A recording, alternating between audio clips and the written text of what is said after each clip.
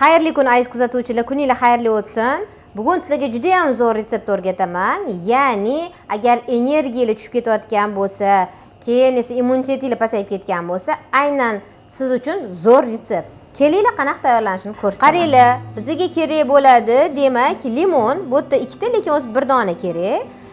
Imbir kerak bo'ladi, yong'oq, magiz yoki klyukva solsanglar bo'ladi, asal kerak bo'ladi va kurkuma. Bizga yana kerak bo'ladi banочка solishimiz uchun, taxtakach va pichoq va qirg'ich. Ishni limonni parre kesishdan boshlaymiz. Bismillahirrohmanirrohim. Qancha ingichka bo'lsa, shuncha yaxshi. Iloji boricha ingichka qilib to'rasak, mazasi yaxshi chiqadi. So'klari ham to'rab olamiz va boshqa bitta idishga olib qo'yamiz. Tak, limonni hozircha olib qo'yib turamiz va keyingi jarayonga o'tamiz. Keyingi jarayonimiz imbir bilan bog'liq. Ya'ni hozir mana imbir ko'rib turibsizlar, 50 gram imbir bu yerda. Birinchi o'rinda oldin hozir imbirni po'stlog'ini olib tashlaymiz. Po'stlog'ini olib tashlab, keyin esa uni qirg'ichdan o'tkazamiz. Bilasizlar, imbir qanaqa foydali, shamollashlarga, yog'larni eritishga juda ham zo'r yordam beruvchi shunaqa o'simlik hisoblanadi. Mana mayda tishidan o'tkazamiz imbirni.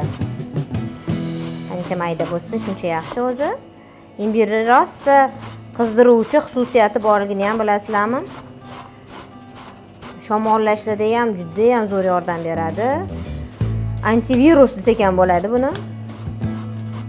Shu holatda mana yaxshilab chiqarib olamiz va uni ham boshqa idishga olib qo'yamiz.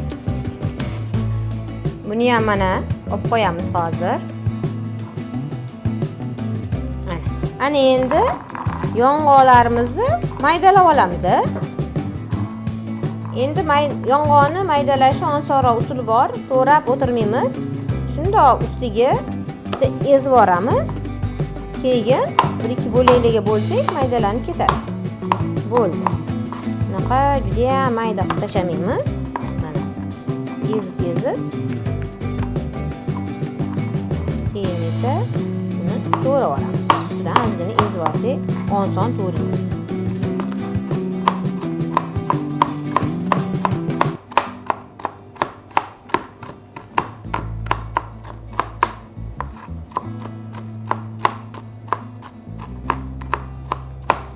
Ana endi hamma maydalaganlarimizni sovolamiz.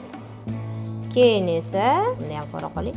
Keyin esa hammasini endi yig'amiz. Keyingi jarayon shunaqa bo'ladi. Ana endi hammasini endi solib chiqish jarayoniga keldik. Kelinglar birgalashib solamiz. Birinchi o'rinda limonlarimizni solamiz.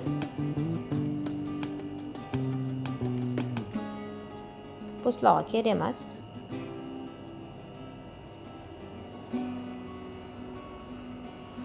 Iloji boricha danaklaridan olib tashlaganimiz yaxshi limonni. Danaklari tozalangan holatda. O'ylaymanki, menga tushmadi. Keyin esa imbirni solamiz. Mana endi yong'oqni ham solamiz ustidan. Hozir sekin-sekin solaman, to'kilmaslik uchun.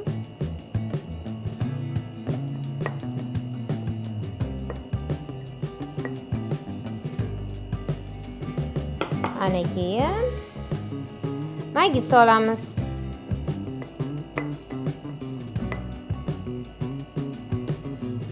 Shu bonkam kichkinalik qilib qoldim deb o'ylayman hozir. Ustidan chunki asal solishim kerak. Menimcha 1 litrligiga qilganim yaxshiga o'xshab qoldi deb o'ylayman, lekin hozir baribir asal solib ko'raman. Oralarda chunki joylari bor. Agar sig'masa, katta bankaga olishim ham mumkin. Endi asal qo'yamiz.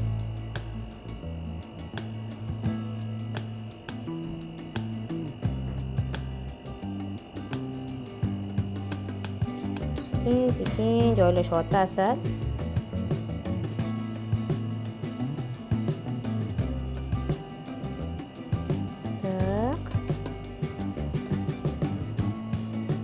Oralarni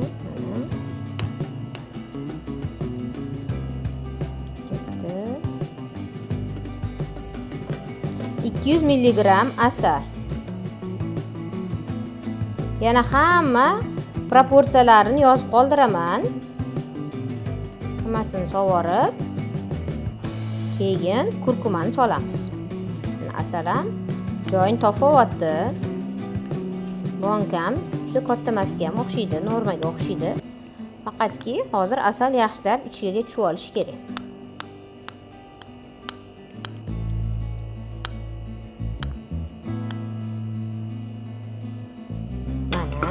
Sovoldim.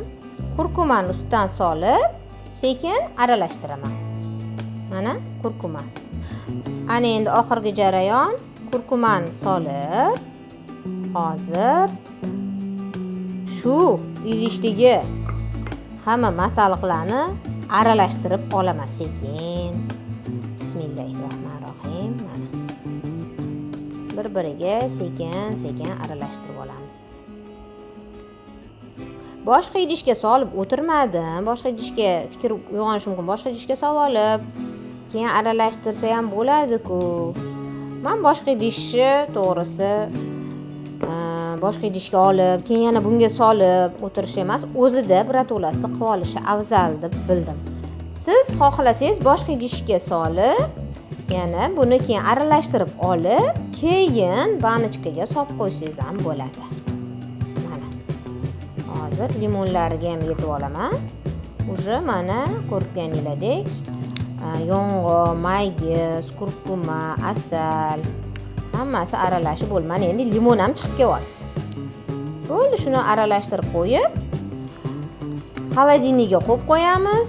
Ertaga bir qoshiqdan olib, ertalab yeyish tavsiya qilinadi. Va immunitet ko'tariladi.